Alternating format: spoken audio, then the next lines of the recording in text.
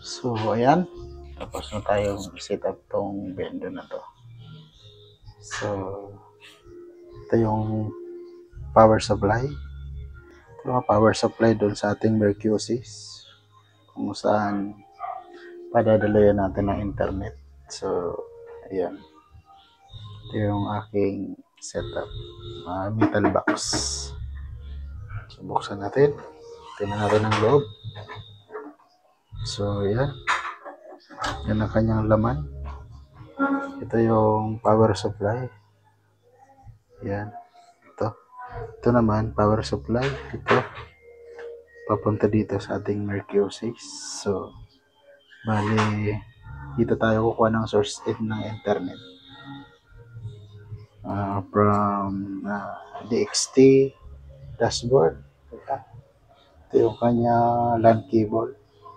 Papunta sa kanyang source internet. Yan. So, bali, ganyan pala.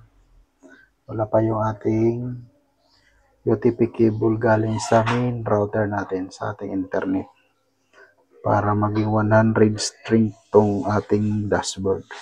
So ngayon naka-wireless lang yan, pero gumagana yan. Ito gumagana yan kasi andun yung kanyang antenna. So yan, yung ating DXT antenna, pero wireless yan.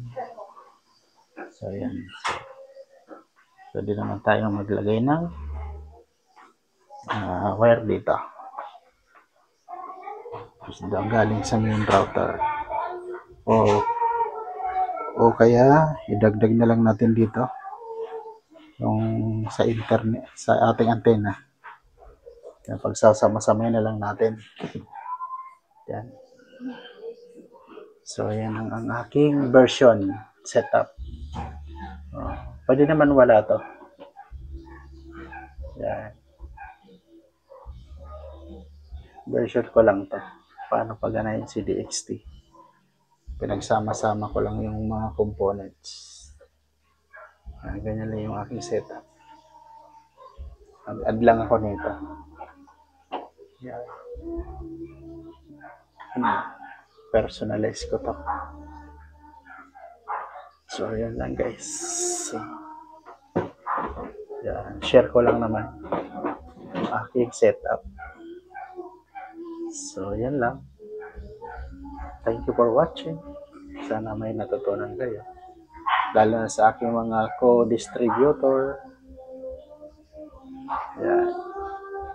Sinashare ko lang yung aking wirings. So, yan.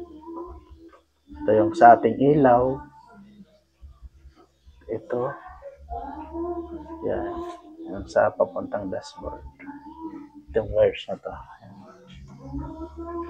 From 5 volts. 12 volts. Yan. Yan, ganun lang kasimple yung wirings.